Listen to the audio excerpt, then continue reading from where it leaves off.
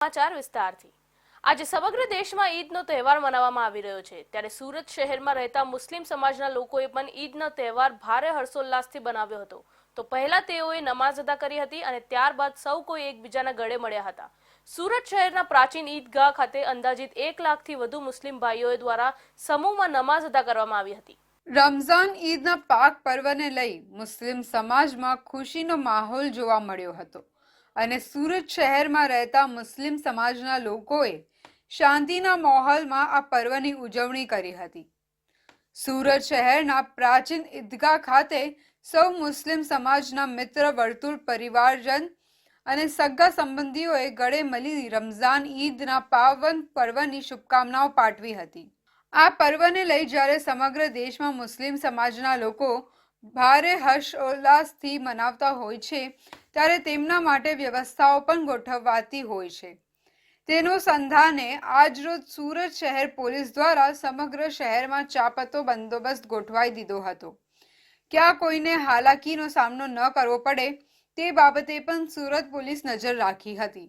આજે સુરત શહેરના રાંદેર વિસ્તારમાં આજે ઈદગાહની જગ્યા પર ઈદની નમાઝ અદા કરવા માટે મુસ્લિમ બિરાદરો 6 થી 7 હજાર લોકો અહીંયા ભેગા થયા છે। જે વર્ષોથી જે પ્રતિષ્ઠા રહી છે કે આઝાદી પહેલાની સૌથી જૂની ઈદગાહ જે ગણવામાં આવે છે એ ઈદગાહની જગ્યા પર આજે સુરતના ખૂણે ખૂણેથી મુસ્લિમો અહીંયા ઈદની નમાઝ અદા કરવા આવે છે। એ ઈદની નમાઝ જ્યારે અદા કરવામાં આવે છે ત્યારે 30 દિવસ સુધી મુસ્લિમ બિરાદરો રોઝા કરે છે અને ઈદનો ચાંદ જોઈને જે આજે પ્રતિક દિવસ કહેવાય છે, એ ઈદનો તહેવાર કહેવાય છે, ઈદ ઉલ ફિત્ર તરીકે જાણવામાં આવે છે। અને એ ઈદનો તહેવાર અહીંયાથી સૌથી પહેલા ઈદગાહમાં નમાઝ પડીને ઘરે જઈને સૌથી પહેલા એમના વડીલોને મળી ગળે મળીને ઈદ મુબારક વિશ કરીને એકબીજા સાથે ઈદ મુબારક વિશ કરે છે। પછી સગા સંબંધીઓને મળવા જાય છે। એવી રીતે બધા જ ભાઈ બંધુઓને મળીને ઈદ સેલિબ્રેટ કરવામાં આવે છે। તો મુસ્લિમોનો પવિત્ર માસ રમઝાન ચાલી રહ્યો છે। છેલ્લા 1 મહિનાથી મુસ્લિમ બિરાદરો રોઝા રાખીને ખુદાની બંદગી કરતા હતા। આજે રમઝાન ઈદના દિવસે સૌ મુસ્લિમ ભાઈઓએ એકબીજાને ભેટીને રમઝાન ઈદની શુભેચ્છાઓ આપી હતી। ઈદ ઉલ ફિત્ર મુસ્લિમોનો સૌથી મોટો તહેવાર છે જે રમઝાન મહિનો પૂરો થવા પર ઉજવવામાં આવે છે। 1 મહિનાથી રાખવામાં આવતા રોઝા ઈદ ઉલ ફિતર સાથે પૂર્ણ થાય છે। આ રોજ પવિત્ર રમઝાન પૂર્ણ થયો હતો, તેથી આજે એટલે કે ઈદ ઉલ ફિત્ર ઉજવણી કરવામાં આવી રહી છે। ઇસ્લામિક માન્યતાઓ અનુસાર અલ્લાહ એ લોકોના તમામ પાપોને માફ કરે છે જેઓ શુદ્ધ હૃદયથી રોઝા કરે છે અને રમઝાન દરમિયાન નમાઝ અદા કરે છે। દાનામાં રમઝાન ઈદના દિવસે સવારે નમાઝ અદા કરીને સૌ મુસ્લિમ ભાઈઓએ એકબીજાને ઈદ મુબારક આપી હતી। સાથે મુસ્લિમ અગ્રણીઓએ પ્રદેશમાં શાંતિપૂર્ણ રીતે તહેવાર ઉજવાય એ માટે પોલીસ પ્રશાસનનો આભાર માન્યો હતો તથા આવનારા હિન્દુ તહેવારો માટે હિન્દુ ભાઈઓને શુભેચ્છા પાઠવી હતી। મોટી સંખ્યામાં નમાઝ અદા કરવા મુસ્લિમ બિરાદરો મસ્જિદમાં આવતા હોય જગ્યા ઓછી પડતા મસ્જિદની બહાર રોડ પર નમાઝ અદા કરવાની વ્યવસ્થા કરવામાં આવી હતી। સુરક્ષાને ધ્યાનમાં રાખીને મસ્જિદ બહાર પોલીસ બંદોબસ્ત પણ ગોઠવી દેવાયો હતો। જ્યારે સવારે શાંતિપૂર્ણ માહોલમાં ઈદની નમાઝ અદા કરી મુસ્લિમ બિરાદરો દ્વારા એકબીજાને ભેટીને ઈદની શુભકામના આપી હતી। आज ईद के दिन भी तमाम दुनिया वालों की खैर खाई, फलाही, बहबूदी के लिए और ख़ुसूसन हिंदुस्तान में आपस में भाईचारा, प्यार, मोहब्बत के लिए दुआ की गई और रमज़ान भर भी तमाम मुसलमानों ने देश की फलाह बहबूदी के लिए दुआ की है और हमेशा इसी तरीके से दुआ करते रहेंगे कि हमारे मुल्क हिंदुस्तान में तमाम लोगों के दरमियान भाईचारा और मोहब्बत कायम दायम रहे। आज रमज़ान का पाक महीना, इबादत का महीना ख़त्म हुआ और आज पूरे देश में, पूरे प्रदेश में रमज़ान ईद उल फित्र मनाई जा रही है। मैं आज के इस शुभ दिन तमाम प्रदेशवासियों को और उन सब मुस्लिम बिरादरों ने जिन्होंने रोज़े रखे, दुआएं मांगी, मैं अल्लाह ताला से दुआ करता हूँ कि उनके रोज़े, नमाज, दुआएं कबूल हो। साथ में इस प्रदेश में, जो प्रदेश पूरे देश में, विश्व में एकता और भाईचारे के लिए जाना जाता है, સમગ્ર વર્ષ દરમિયાન રમઝાન મહિનો મુસ્લિમો માટે ખૂબ જ પાક મહિનો માનવામાં આવે છે। જ્યારે સમગ્ર વિશ્વમાં મુસ્લિમો રોઝા રાખે છે, જેમાં વહેલી સવારથી ભૂખ્યા રહ્યા બાદ સાંજે રોઝા ખોલવામાં આવે છે। જે સતત 1 મહિનો સુધી કરાયા બાદ ઈદનો ચાંદ દેખાયા બાદ મુસ્લિમો દ્વારા ઈદ ઉજવવામાં આવે છે. તો રાજ્ય સહિત સમગ્ર દેશમાં લોકસભાની ચૂંટણીનો પ્રચાર પૂરજોશમાં ચાલી રહ્યો છે. આથી રાજકીય માહોલ પણ ગરમાયો છે. જો કે અત્યાર સુધી આપ સૌએ ચૂંટણીમાં ઉમેદવારો કે રાજનેતાઓ મતદારો પાસે જઈ અને માત્ર મત માંગતા જ હોવાની અપીલ કરતા જોવા મળ્યા હશે. પરંતુ રાજ્યના પડોશમાં આવેલા સંઘ પ્રદેશ દમણ દીવ લોકસભા બેઠક પર એક અપક્ષ ઉમેદવાર અનોખી રીતે ચૂંટણી પ્રચાર કરી રહ્યા છે. સંઘ પ્રદેશ દમણ ખાતે લોકસભા ચૂંટણીમાં અપક્ષ ઉમેદવારી કરી રહેલા આ છે ઉમેશ પટેલ, જેઓ પોતાને મત આપવા લોકોને અપીલ તો કરી રહ્યા છે, પરંતુ સાથે સાથે તેઓ ચૂંટણી લડવા માટે ફાળાઓ પણ માંગી રહ્યા છે. ઉમેશ પટેલ મતની સાથે મતદારો પાસે ચૂંટણી લડવાના ફાળો પણ માંગી રહ્યા છે અને લોકો પણ હોશે હોશે આ અપક્ષ ઉમેદવારને ફંડ પણ આપી રહ્યા છે. ભાજપ કોંગ્રેસના ઉમેદવારો પોતાના સમર્થકો, ટેકેદારો અને કાર્યકર્તાઓની ફોજની સાથે પાર્ટીના જાણીતા નેતાઓને સાથે રાખી અને પ્રચાર કરી રહ્યા છે અને મતદારો પાસે જઈને મત માંગી રહ્યા છે. જો કે વર્ષ 2019માં દમણ દીવ લોકસભા બેઠક પર અપક્ષ ઉમેદવારી નોંધાવેલા દમણ યુથ એક્શન ફોર્સના જાણીતા ફાયર બ્રાન્ડ યુવા અગ્રણી ઉમેશ પટેલ અનોખી રીતે એકલા હાથે ચૂંટણી પ્રચાર કરી રહ્યા છે. ઉમેશ પટેલની સાથે તેમના કોઈ કાર્યકર્તાઓની ફોજ નથી કે નથી પ્રદેશના અન્ય કોઈ આગેવાનોનો સહકાર, પરંતુ તેઓ ચૂંટણી પ્રચાર માટે એકલા હાથે પ્રદેશના વિવિધ વિસ્તારોમાં નીકળે છે અને મતદારો પાસે જઈ અને ન માત્ર મત માંગે છે, પરંતુ મત માંગવાની સાથે તેઓ મતદારોની ચરણ સ્પર્શ કરીને મતદારો પાસેથી ચૂંટણી લડવા માટે ફંડ પણ માંગે છે. ઉમેશ પટેલ દમણ રાજકારણનું મોટું નામ છે. 2019ની ચૂંટણીમાં ઉમેશ પટેલ અપક્ષ તરીકે ચૂંટણી લડ્યા હતા, પરંતુ માત્ર 1,37,000નું કુલ મતદાન ધરાવતા આ પ્રદેશમાં ઉમેશ પટેલને ગઈ ચૂંટણીમાં 20,000થી વધુ મતો મળ્યા હતા. આથી ઉમેશ પટેલે ભાજપ અને કોંગ્રેસ બંનેને હંફાવ્યા હતા. જો કે આ વખતે તેઓએ ચૂંટણી પ્રચારની રણનીતિ બદલી છે અને એકલા હાથે ચૂંટણી પ્રચાર કરી રહ્યા છે. લોકોનો જોરદાર પ્રતિસાદ મળી રહ્યો છે. તમે જોયું જ છે, લોકો ઉત્સાહિત છે. લોકોને મારાથી બહુ ઘણી બધી અપેક્ષાઓ છે, આશાઓ જાગી છે કે ભાઈ આ દમણ દીવમાં જે અરાજકતાનો માહોલ છે, તાનાશાહ દ્વારા શાસન ચાલે છે, લોકોના ઘરો, મકાનો, દુકાનો તૂટી રહ્યા છે. દમણમાં એક એવો કોઈ માણસ નથી જે આ પ્રશાસનથી ખુશ હોય. આજે નાનાથી નાનો ધંધાદારી હોય કે મોટામાં મોટો બિઝનેસમેન, લોકો ત્રાહિમામ છે. આખા પ્રદેશમાં ડરાવનો માહોલ છે. એવામાં લોકોને મારામાં આશાની કિરણ દેખાઈ રહી છે. તો લોકો મને ખૂબ જ સારો પ્રતિસાદ આપી રહ્યા છે અને તમે જોઈ રહ્યા છો કે ગુલ્લક મારા હાથમાં, એનાથી હું લોકો પાસેથી ચંદો માંગી લઈ રહ્યો છું. દમણ દીવમાં એક પ્રથા ચાલી હતી કે ભાઈ નોટ ફોર વોટો ખરીદાય છે અને જ્યારે લોકોને સમસ્યા થાય અને લોકો નેતા પાસે જાય ત્યારે નેતા હંમેશા એક જ વાત કહી કે અમે તો તમને પૈસા આપ્યા હતા વોટના, તમને ખાવા પીવાનું આપ્યું હતું અને તમારા વોટ વેચાતા લીધા હતા. હું આ માટે અલગ એક પ્રથા ચાલુ કરી છે અને લોકો પાસેથી, મતદારો પાસેથી ચુનાવી ચંદો માંગીને ચૂંટણી લડી રહ્યો છું. એમનો ઋણી બની રહ્યો છું, કરજદાર બની રહ્યો છું. એકલા ચલો રે એકલા ચલોના સૂત્ર સાથે ઉમેશ પટેલ સવારથી ચૂંટણી પ્રચારમાં નીકળે છે. હાથમાં ફંડ ફાળો એકત્રિત કરવા માટે ગલ્લો લઈને ઘરથી નીકળી ઉમેશ પટેલ મતદારોને ઘરે ઘરે જઈ અને આશીર્વાદ માંગે છે અને ત્યારબાદ પોતાના માટે મત માંગે છે અને મતની સાથે ચૂંટણી લડવા મતદારો પાસે ફંડ પણ માંગે છે. મતદારો પણ હોશે હોશે ઉમેશ પટેલને ચૂંટણી લડવાનું ફંડ પણ આપી આશીર્વાદ આપી રહ્યા છે. આમ દમણ દીવ લોકસભા બેઠક પર અપક્ષ ઉમેદવારનો ચૂંટણી પ્રચાર અત્યારે સમગ્ર પ્રદેશની સાથે આસપાસના વિસ્તારમાં પણ ચર્ચાનું કેન્દ્ર બન્યો છે. રાજકીય પાર્ટીઓની ચૂંટણી પ્રચારના ઝાકમઝોળ વચ્ચે અપક્ષ ઉમેદવાર ઉમેશ પટેલને એકલા હાથે પ્રચાર ચર્ચાનું કેન્દ્ર બને છે. એકલા જ ચૂંટણી પ્રચાર માટે નીકળી જતા હોવાથી ક્યારેક તેમનો પરિવાર અને તેમની પુત્રી પણ તેમની હિંમત બની અને પ્રચારમાં સાથે જોડાય છે અને રાજકીય પાર્ટીઓની તાકાતની સામે એકલા હાથે લડી રહેલા ઉમેશ પટેલને તેનો પરિવાર પણ સહકાર આપી રહ્યો છે અને તેમના પ્રત્યે ગર્વ મહેસૂસ કરી રહ્યો છે.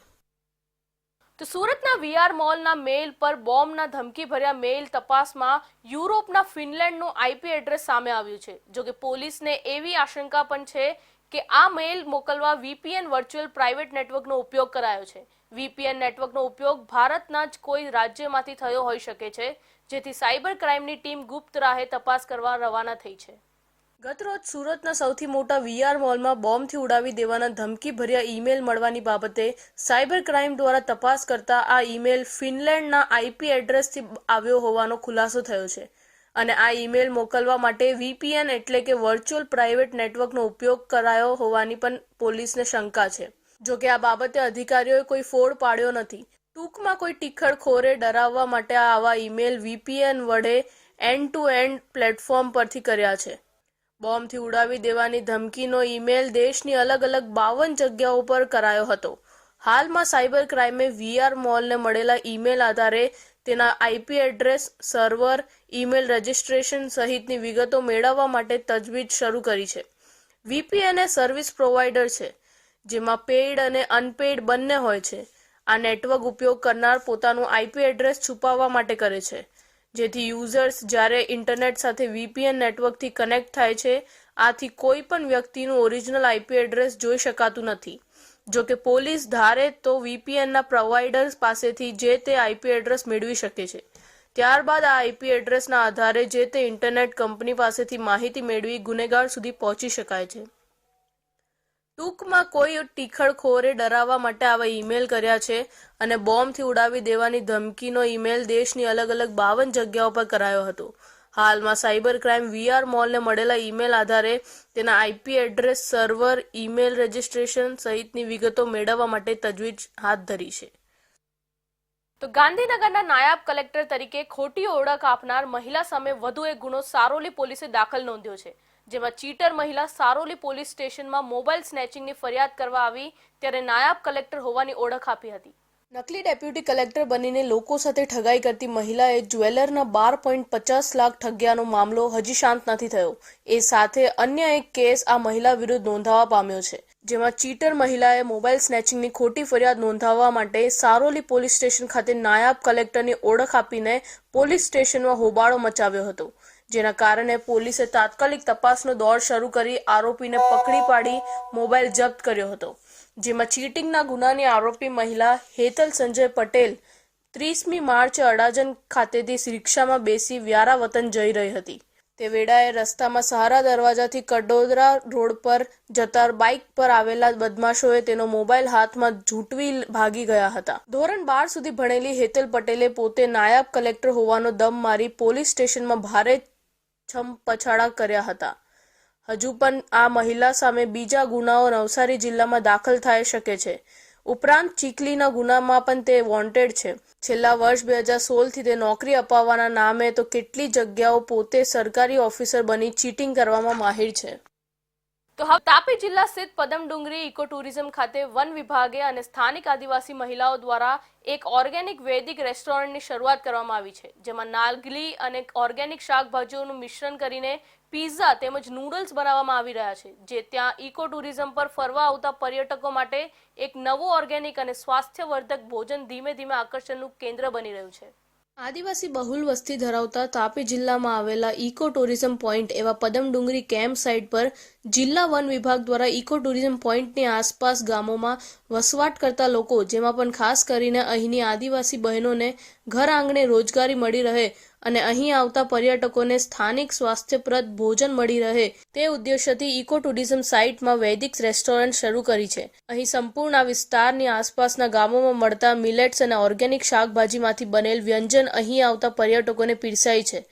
આ માટે પદમડુંગરી ઇકો ટુરિઝમ પોઈન્ટની આસપાસની બહેનોને વિશેષ તાલીમ આપવામાં આવી છે. આ બહેનો સ્થાનિક વ્યંજનોની સાથે સાથે રાગી એટલે કે નાગલીમાંથી પિઝા અને નૂડલ્સ બનાવી તેમાં ઓર્ગેનિક શાકભાજીઓનું મિશ્રણ કરીને ટેસ્ટ રસિયાઓને પીરસવામાં આવે છે. પદમડુંગરી અમારી જો ઇકો ટુરિઝમ સાઇટ છે, ત્યાં પદમડુંગરી એક ક્લસ્ટર જો છે એ આજીવિકા વૃદ્ધિ માટે બનાવવામાં આવેલા છે, જેમાં ઘણી બધી એક્ટિવિટીઝ ચાલુ કરવામાં આવી છે અને એમાંથી એક બહુ યુનિક આપણા વૈદિક રેસ્ટોરન્ટ છે. એ વૈદિક રેસ્ટોરન્ટમાં જો આયુર્વેદિક પદ્ધતિથી જો છે વ્યંજનો જો કેવી રીતે એના જો બેલેન્સ બધા વ્યંજનમાં જો તમામ પ્રકારના કોમ્પોનન્ટ્સ આવે એના બેલેન્સ કેવી રીતે હોય એ પ્રકારની તાલીમ આપણે જો છે સ્થાનિક બહેનોને આપવામાં આવી અને એ બહેનો પછી તાલીમ આપ્યા પછી એ બહેનોને એ જો છે રેસ્ટોરન્ટ ચાલુ કરવામાં આવ્યું. શહેરોમાંથી જો સુરત છે, બડોદરા છે, અમદાવાદ છે, ઘણા બધા પ્રવાસીઓ છે પદમડુંગરી ઇકો ટુરિઝમ સ્થળની મુલાકાત લે છે અને મને કહેતા ખૂબ આનંદ થાય છે કે આ લોકોએ આ બહુ સારા એક ફીડબેક એ રેસ્ટોરન્ટ માટે આપેલું છે. અંબિકા વૈદિક રેસ્ટોરન્ટ શરૂ કર્યું છે પદમડુંગરી ખાતે અને તેમાં અમારી જોડે 7 બહેનો કામ કરે છે. એમાંથી એક અમારી જોડે એક વિધવા બેન કામ કરે છે જે એમના પતિનું એમની બેબી નાની હતી ત્યારનું અવસાન થયું છે. તો એમને આ જે એમાં આવે છે એમાં રોજગારી મળે છે, તો એમને ખૂબ સહાયરૂપ બની છે. અને અમારી બહેનો 7 બહેનો કામ એક નેચરલ પ્રોડક્ટ બી બનાવે છે અને 7 બહેનોને રોજગારી પણ મળે છે. અને એમાં રાગીના પિઝા અને નૂડલ્સ પણ બનાવીને અમે ખવડાવીએ છીએ અને એ લોકોને ખૂબ જ ભાવે છે. ચાલુ કરવાનો ઉદ્દેશ એ જ છે કે જે અત્યારે બહાર જંક ફૂડ ખાઈને બધા બીમારો પડે છે, તો એમને એક હેલ્ધી ફૂડ મળે, એ જ અમારો ઉદ્દેશ છે. આદિવાસી પરંપરાગત વાનગીઓ સાથે જ મિલેટ્સ વાનગી બનાવીને અહીં આવતા પર્યટકો માટે અનોખું નજરાનું રજૂ કરાયું છે. નાગલી સહિતના ધાન્યમાંથી બનતી આવતી વાનગી પ્રવાસી માટે ખાસ આકર્ષણનું કેન્દ્ર બની છે. પ્રવાસીઓ આ સ્વાસ્થ્યવર્ધક અવનવી પ્રકારની વાનગી ખાઈ પોતાનો પ્રવાસ યાદગાર બનાવી રહ્યા છે. તો સુરત શહેરમાં છાસવારે રોકટોક વગર ચાલતા ડમ્પરો અનેક અકસ્માતો સર્જાયા છે. તેમ છતાં ગેરકાયદેસર રીતે શહેરમાં નો એન્ટ્રી હોવા છતાં ચાલી રહ્યા હોવાની પણ અનેક ફરિયાદો ઉઠવા પામી છે. થોડા સમય પહેલા ભારે વાહનોની નો એન્ટ્રી સમયમાં બેફામ રીતે વાહનો ઢાંકરતા નજરે ચડ્યા હતા. સુરત ખાતે આવેલા ભેસ્તાન વિસ્તારના રહીશો રાત દિવસ બેફામ ચાલતા ડમ્પરોથી ત્રાહીમામ પોકારી ઉઠવા પામ્યા છે. બે રોકટોક આવા મોટા વાહનો ચાલતા રહ્યા હોય તેમ છતાં કોઈ પ્રકારે પ્રશાસન દ્વારા કાર્યવાહી કરવામાં નથી આવી રહી હોય, જે આશ્ચર્ય પામવા જેવી વિષય બનવા પામ્યો છે. આવી જ પ્રકારની હરકત ભેસ્તાન વિસ્તારમાં બનવા પામી છે, જ્યાં શહેરભરમાં સવારે 9 વાગ્યા બાદ ભારે વાહનો પ્રવેશ પર પ્રતિબંધ હોવા છતાં ભેસ્તાન વિસ્તારમાં ડમ્પર ચાલકો સવારથી સાંજ સુધી બેફામ રીતે ચાલી રહ્યા હોય, જેથી મોટી માત્રામાં ટ્રાફિકની મોટી સમસ્યાનો સામનો કરવામાં આવી રહ્યો છે. વિદ્યાર્થીઓને પણ ઘણી વખત ભારે ટ્રાફિકની હાલાકીનો ભોગ બનવાની વારો પણ આવ્યો છે. કેટલીક વખત આવા ડમ્પરો દ્વારા અકસ્માત પણ સર્જાવવામાં આવ્યા હોય. સ્થાનિકો દ્વારા પોલીસ વિભાગને પણ મૌખિક રજૂઆતો કરી હોવા છતાં કોઈ પણ કાર્યવાહી કરવામાં આવી નથી રહી, જેથી આખરે સ્થાનિકો ઇન્ડિયા ન્યૂઝના માધ્યમથી તંત્રને રજૂઆત કરવામાં આવી રહી છે. જો આવા ટ્રકો દ્વારા કોઈ મોટી દુર્ઘટના સર્જાય તો જવાબદાર કોણ, તેવો પ્રશ્ન પણ ઉઠવામાં પામ્યો છે. સુરત શહેરમાં છાસવાળા ડમ્પરો હેવી ગાડીઓ દ્વારા અવારનવાર અકસ્માતો બની રહ્યા છે. જ્યારે આજે ઇન્ડિયા ન્યૂઝની ટીમ ભેસ્તાન ખાતે આવી છે, તો ભેસ્તાનમાં એક સ્થાનિક છે, આવો સાંભળીએ આપણે એમની શું રજૂઆત છે. જી, આપનું નામ? ધર્મેશ પારેખ, સ્થાનિક આગેવાન. શું સમસ્યા છે અહીંયા? અહીંયા રોજબરોજ બેફામ ડમ્પર ચાલકો ફૂલ સ્પીડમાં ગાડી હંકારે છે અને નો એન્ટ્રીના ટાઈમ પર આટલા બધા ડમ્પર ચાલકો વાહન ચલાવતા હોય ને અહીંયા અમારા વિસ્તારમાં એક મોટું ગાર્ડન છે, ત્યાં પણ નાના બાળકોને અવર જવર વધારે હોય છે. તો આજે નહીં તો અકસ્માત થાય તો એ જવાબદાર કોણ રહેશે?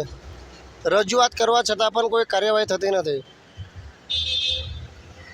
આપે કોને કોને રજૂઆત કરી છે? મેં મૌખિક રજૂઆત કરી છે. હવે તમે ઇન્ડિયા ન્યૂઝની ટીમ દ્વારા માધ્યમથી તમને મેં સંપર્ક કરું છું, તો મારી સલાહ પણ એ જ છે કે આવા ડમ્પર ચાલકો સામે કાયદાકીય પગલાં લે અને ખાસ કરીને તો નો એન્ટ્રીમાં ચલાવવાવાળા પર કાયદાકીય પગલાં લે. સ્થાનિકો દ્વારા નો એન્ટ્રીમાં મોટી માત્રામાં ડમ્પર ચાલકો આવી રહ્યા છે, તો કેવી રીતે આવી રહ્યા છે તે એક પ્રશ્ન ઉઠી રહ્યો છે. અને ઇન્ડિયા ન્યૂઝની ટીમ મારફતે તેઓ પ્રશાસનને અપીલ કરી રહ્યા છે અને સમગ્ર આ વિસ્તારને ન્યાય મળે તેવી આશા રાખી રહ્યા છે. કેમેરામેન રવિ વંડે સાથે Jaymin Patel, India news, Gujarat, Surat. Kadodara GIDC police મથક વિસ્તારની પરિણીતા એક યુવાન સાથે ભાગી છૂટી હતી. બુધવારના રોજ પરિણીતાના સંબંધી મારફતે પરિણીતા અને યુવાન કડોદરા પોલીસ સમક્ષ હાજર થયા હતા, જે દરમિયાન યુવાનના નિવેદન લેતી વખતે યુવાન પોલીસની નજર ચૂકવી ભાગ્યો હતો અને કડોદરા બ્રિજ નીચેના ગરનાળું આવડંગી ભાગવા જતા ટેમ્પા અડફેટે યુવાનનું ઘટના સ્થળે જ કરુણ મૃત્યુ નીપજ્યું હતું. રાજસ્થાનના અને હાલ પલસાના તાલુકાના બગુમરા ગામની શિવસાગર સોસાયટીમાં રહેતા પ્રકાશ ડાલુરામ ખટીક મિનરલ પાણીનો વ્યવસાય કરે છે.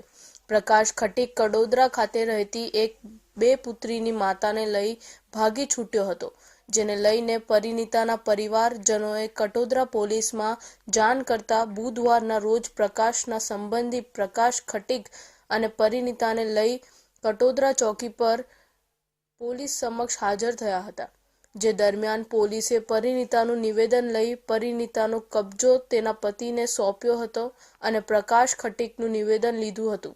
તે દરમિયાન પ્રકાશ પોલીસની નજર ચૂકવી નેશનલ હાઈવે નંબર 48 ઉપર ચલથાન તરફ ભાગ્યો હતો અને બ્રિજ નીચે બનેલા અંડર રસ્તામાંથી સામેની તરફ નીકળ્યો હતો, જે દરમિયાન ચલથાણ કટોદરા સર્વિસ રોડ પર રાજસ્થાન હોટલની સામે એક અજાણ્યા ટેમ્પો ચાલકે પ્રકાશને અડફેટે લેતા પ્રકાશને શરીરે ગંભીર ઈજાઓ થતા પ્રકાશને ચલથાણ ખાતેથી સંજીવની હોસ્પિટલમાં લાવી હતી, જે દરમિયાન ફરજ પરના તબીબે પ્રકાશને મૃત જાહેર કર્યો હતો. સમગ્ર મામલે પોલીસે પરિવારની ફરિયાદ લેવાની તજવીજ હાથ ધરી છે.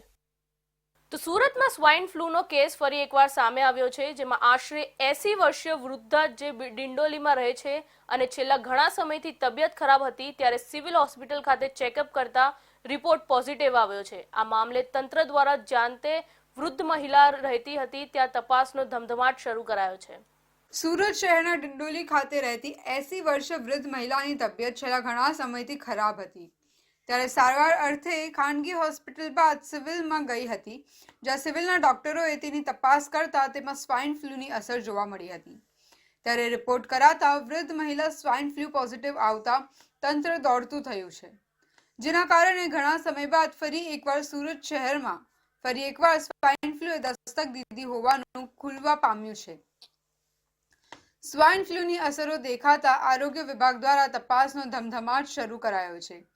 જ્યાં આ 80 વર્ષીય વૃદ્ધ મહિલા રહેતી હતી તે વિસ્તાર તથા તેની આજુબાજુના આશરે 200 જેટલા ઘરોમાં આરોગ્ય વિભાગ દ્વારા તપાસ શરૂ કરાઈ છે.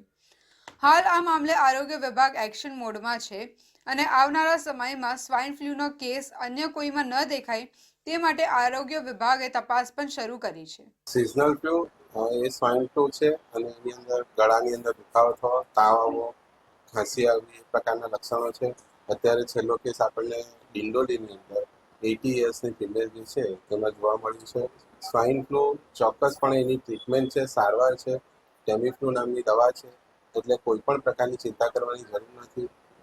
વાયરલ ઇન્ફેક્શન છે એટલે જે પણ કેસીસ આવે છે તો તાત્કાલિક કોર્પોરેશન દ્વારા ત્યાં ટીમ મોકલવામાં આવે છે. એના ફેમિલી કોન્ટેક્ટ, એના સોશિયલ કોન્ટેક્ટ અને એના ઇવન જે કમર્શિયલ કોન્ટેક્ટ છે એટલે જ્યાં કામ કરે છે એ બધા જ ક્લોઝ કોન્ટેક્ટને આપણે પ્રિકોશનરી સારવાર આપીએ છીએ અને એના લક્ષણો પણ તપાસીએ છીએ અને જરૂર લાગે તો આપણે એ લોકોને ટેસ્ટ કરાવીએ છીએ. તો સ્વાઇન ફ્લૂ એનાથી ગભરાવાની જરૂર નથી અને ચોક્કસ એની સારવાર ઉપલબ્ધ છે.